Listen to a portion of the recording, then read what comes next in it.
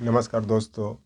जो बिहार में गरीब तबके के घर पर बुलडोजर चलाया जा रहा है, खास करके पासवान जातियों के घर पे, उसके बाद मुसहरों मांझियों के जातियों पे, ईबीसी ओबीसी, तो एक तरह से ये देखा जाए तो ये बुलडोजर न्याय गलत है और सर्वोच्च न्यायालय का जो निर्णय आया है उसके खिलाफ है। क्योंकि सर्वोच्च न्यायालय का यह निर्णय है कि किसी को भी मकान गिराने के पहले उनको नोटिस दिया जाए, उस नोटिस पर उनको कोर्ट में मुकदमा लड़ने का अधिकार दिया जाए, उसके बाद ही उस पर कार्रवाई की जाए। लेकिन जिस तरह से उत्तर प्रदेश में योगी सरकार ने खास करके मुस्लिमों पर, ओबीसी एससी एसटी के घरों पर बुलडोजर चला करके नेस्तनाबूद कर दिया, वही अब बिहार में अपनाया जा रहा है। खास करके मुख्यमंत्री के गृह क्षेत्र, गृह जिला नालंदा में कम से कम 500 पासवान जाति के घरों का मकान बिना सूचना के ध्वस्त कर दिया गया। तो एक तरह से ये देखा जाए तो ब्रिटिश काल में रौलेट एक्ट के समान है। न दलील न वकील, सीधे गोली मारी जाती थी। उसी तरह से आज घर गिराना गोली मारने के समान है। तो इस संबंध में नागार्जुन कवि नागार्जुन जी, जो क्रांतिकारी कवि भी कहे जाते हैं, उनके अकाल के बाद कविता के कुछ पंक्तियां हैं जो मैं आप लोग के सामने प्रस्तुत कर रहा हूं। जनता मुझसे पूछ रही है, क्या बतलाऊं, जन कवि हूं मैं, साफ कहूंगा क्यों हकलाऊं।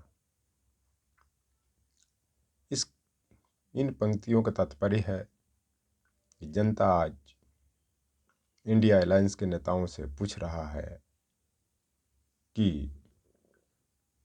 यह क्या हो रहा है। चूँकि ज़्यादा वोट ओबीसी एससी एसटी ने इंडिया अलायंस के लोगों को किया, तभी हार जीत का मार्जिन कहीं 8 वोट कहीं 10 वोट, मतलब 100 से 150 सीट पर जो हार जीत का मार्जिन रहा है वो 10 वोट से लेकर के 1000 वोट के बीच रहा। इसलिए इंडिया अलायंस के लोगों को ओबीसी एससी एसटी माइनॉरिटी के पक्ष में खड़ा होने की ज़रूरत है। जिस तरह से एसआईआर के लिए इंडिया अलायंस के नेता सुप्रीम कोर्ट का अप्रोच किया, उसी तरह से बुलडोजर न्याय के खिलाफ सुप्रीम कोर्ट में अप्रोच करने की ज़रूरत है। इस पर जो चिराग पासवान, जो पासवान जाति से आते हैं, उनका अब तक कोई स्टेटमेंट नहीं आया है। जीताराम मांझी जी, जो दलित समुदाय से, खास करके मांझी समुदाय से आते हैं, उनका भी कोई स्टेटमेंट नहीं आ रहा है। इस तरह से देखा जाए तो ऐसे जो नेता हैं एनडीए अलायंस में, वो पिट्ठू हैं। मुगल काल के जो शासक रंगीला था, उस तरह के हैं कि इन लोग सिर्फ पद पर बैठे हुए हैं, इनको बैठाया जाता है और मौन धारण करने के लिए कहा जाता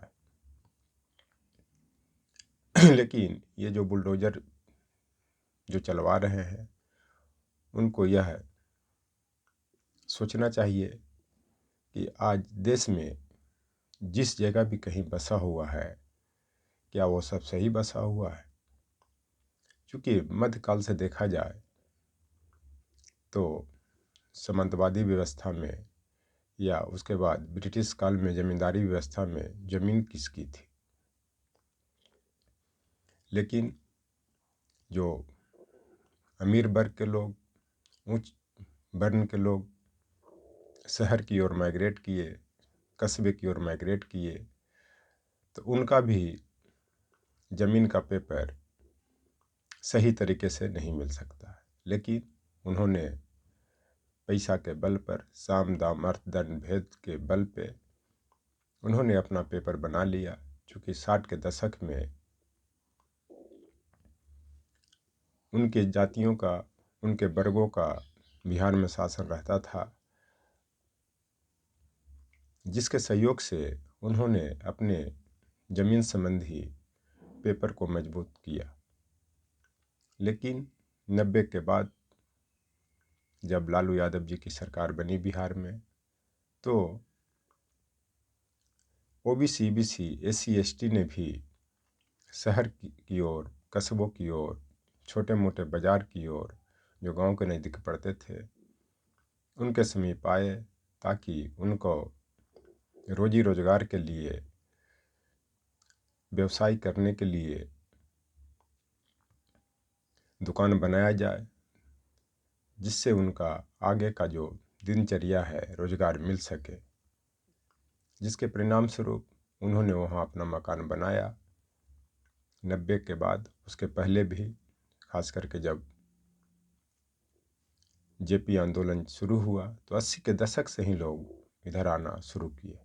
लेकिन आज उनके जो ज़मीन का जो कागजात है, उनको अवैध ठहराया जा रहा है, जो बहुत ही दुख की बात है।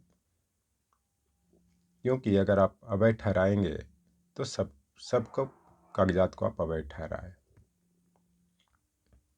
तो इस संदर्भ में जो सूर्यकांत त्रिपाठी निराला की कविता कुकुरमुत्ता है, वो सही साबित होता है, उसका अर्थ सही है। चूँकि कुकुरमुत्ता गरीब तबके, ओबीसी, एससी, एसटी का प्रतीक है, तो उसी में सूर्यकांत त्रिपाठी निराला ने कुकुरमुत्ता से ऐसे अमीर वर्गों और जो उच्च जाति के हैं, जो पूंजीपति हैं, उनके लिए कुकुरमुत्ता से कहवाया है कि अरे सुन बेगुलाब, भूल मत तू पाई रंगो आप खुशबू, खून चूसा खाद का तूने अशिष्ट, डाल पर इतराता है कैपिटलिस्ट। यहाँ पे जो गुलाब है वो अमीर वर्ग, उच्च जाति का प्रतीक है, पूंजीपतियों का प्रतीक है। और इसने जो खून चूसा, जो खुशबू, रंगो आप पाया खुशबू, ये जो खुशबू पाया हो, तुमने गरीब का खून चूस करके ही पाया है। ओबीसी, ईबीसी, एससी, एसटी के खून चूस करके ही पाया है। और आज जो इतना जो इन लोग जो इतरा रहा है, इतना जो छल रहा है, क्योंकि आज बिहार में एनडीए की सरकार बहुमत में आई, फिर भी बीजेपी की उतना सीट नहीं है कि जितना वो सरकार बना पाए। लेकिन वह जो है बिहार प्रशासन करने के लिए उतावला है। उसका प्रमाण ये है कि सम्राट चौधरी जैसे जिस आदमी पर हजारों केस चल रहे हैं, उनको गृह मंत्री बना दिया गया है, कि जो आदमी 4 लाइन ठीक से लिख भी नहीं सकता है। इसलिए बनाया गया है कि बिहार के गृह मंत्रालय का नियंत्रण केंद्र के गृह मंत्रालय से किया जा सके। जैसे ही सरकार बनी, उसके बाद बुलडोजर चलना शुरू हो गया, चाहे वह सीतामढ़ी का गुदरी बाजार हो, चाहे बिहटा के पास दुल्हिन बाजार हो, चाहे नालंदा में जो पासवान जातियों के घरों पर 500 घरों पर जो बुलडोजर चला, ये सब कहीं न कहीं कुकुरमुत्ता को कुचलने का प्रयास किया जा रहा है और कुचल भी रहे हैं। तो इस संदर्भ में एक और नारा है, हर जोर जुल्म के टक्कर में संघर्ष हमारा नारा है। इसी संदर्भ में बाबा साहब ने भी कहा है, जागो उठो संघर्ष करो। सिर्फ हो हल्ला करने से नहीं होगा, इसके लिए आना पड़ेगा। और ख़ास करके इंडिया अलायंस के लोगों को कानून से लेकर के सड़क से लेकर संसद तक लड़ना पड़ेगा। पार्लियामेंट का सत्र भी 1 दिसंबर 2025 से शुरू होने वाला है। वहाँ भी इस मुद्दे को उठाना पड़ेगा। और जितने भी मकान तोड़े गए हैं और जो हटाया गया है उनको मुआवजा दे करके पुनः उनको बसाया जाए, उसी जगह में बसाया जाए। क्योंकि जहाँ जहाँ ओबीसी, एससी, एसटी, ईबीसी है वहीं से जानबूझ करके साजिश के तहत हाईवे निकलवाया जाता है, विकास का कार्य किया जाता है। इस चलते इसको रोकने की ज़रूरत है और ओबीसी, एससी, एसटी माइनॉरिटी को सुरक्षा देने की आवश्यकता है और वो देंगे तो इंडिया अलायंस के लीडर ही दे सकते हैं। थैंक्स।